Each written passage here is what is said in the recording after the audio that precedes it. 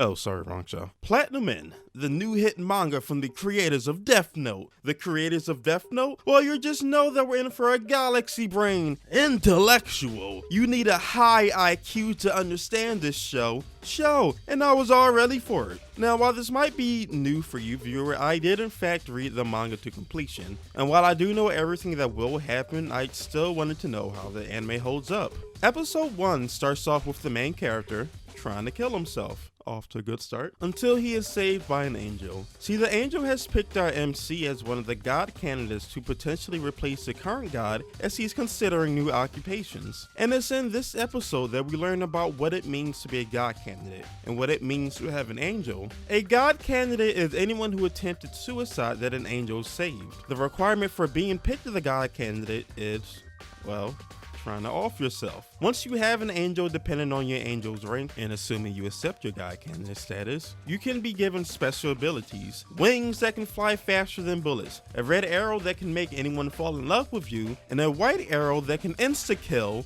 anyone who happens to get in your way. After getting his new powers, the main character finds out that his uncle, who used to beat him every day of his childhood, actually killed his parents. And after he goes to confront him, he, accidentally kills his aunt, as you do. See, the main character doesn't want to hurt people and thinks killing is wrong. A big step in the other direction compared to Light. I mean, that dude killed like over 100,000 people, so I can see why they went with a character who hates killing as a contrast to Light, who killed literally everyone he wanted to. And while I have some thoughts about this, I'm going to reserve them until we get to episode 3. So, in episode 2, we learned that there are other god candidates, one of them being Metropoliman, who was a flying Power Ranger. I mean, I don't know what the official Japanese thing is for this character, but I'm going to call it a Power Ranger. I believe they're called Sentai Warriors. And after he wins the hearts of the citizens, stopping a few robberies and things like that, he makes an announcement to the other god candidates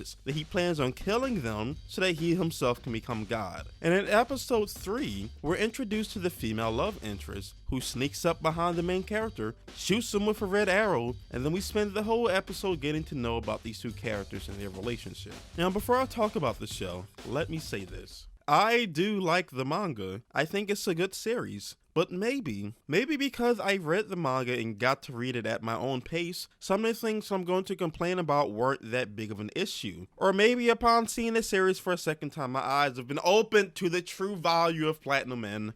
But regardless, this show has a really weird tone. The show is centered around the god candidates, and being a god candidate means that an angel stopped you from committing not alive, as you can see in the first episode. And with that in mind, it almost gives you the impression that the show would be a lot darker or mature, when it's kind of not. It's not that the show doesn't have more gritty scenes, but that the series seems to try not to take itself too seriously. A main villain who wears a Power Ranger-like suit and shouts super attacks, and an entire episode dedicated to our main character talking about how much he loves this new girl, and them blushing and holding hands, and it feels kinda jarring. Like the show wanted to have a serious and interesting hook to pull in the audience, the main character attempting to jump off a building, but didn't want to commit to that tone, so it has to flip back and forth between I love you so much, senpai, and kids being chained to railings and murdered in stadiums in front of thousands of people. Yeah, a bit jarring, a bit of tonal whiplash. I say that to say, don't expect a super dark, mature show. And don't expect a super fast-paced show either, because this show can be a bit slow. We spend the entire first episode explaining to the main character what a god candidate is, the entire second episode learning about the existence of other god candidates, and the entire third episode hanging out with the main character and the new girl. This show will take its time, and it's kind of unfortunate considering how good some of the later scenes in the manga is. Thinking about it, the real appeal for Platinum End is the interaction between the different god candidates, who they are, what drove them to the brink of depression, and who they think should be God, because essentially only one of them can be God. Watching the different games play out, they try to outsmart each other and use their angel powers to the highest capacity. That is when Platinum End got exciting for me. And I fear that many people might not stick around long enough to see these parts if they aren't hooked by the first few episodes, and also if they aren't hooked by the main character. And I'll say it now, this main character is pretty boring. It's interesting comparing the main character and writing of Platinum End to Light and how Death Note was written.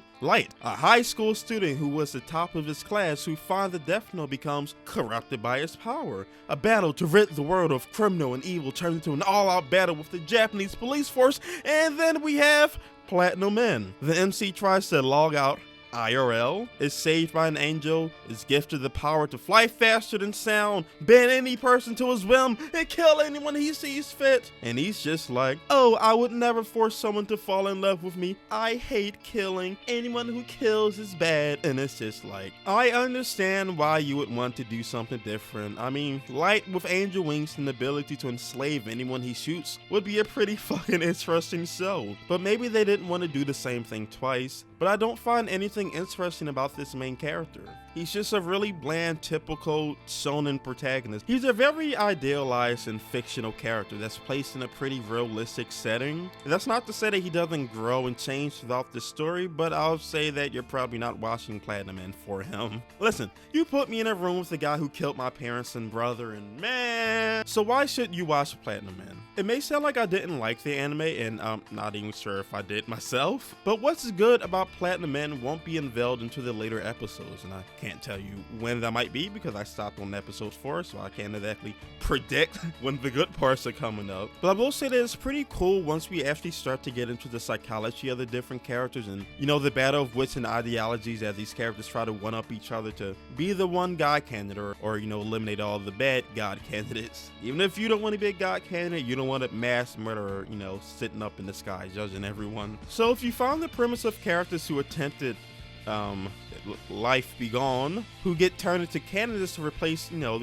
Jesus, the big man himself, and are then given special powers to enslave anyone who they shoot, then I don't think you would have a problem watching the show and enjoying each episode until the show really ramps up. And if that sounds interesting, but you think life was just too short to sit through that shit, then I might suggest reading the manga. Or if you're in the third category of this sounds not up my alley, then glad I could help you make that decision.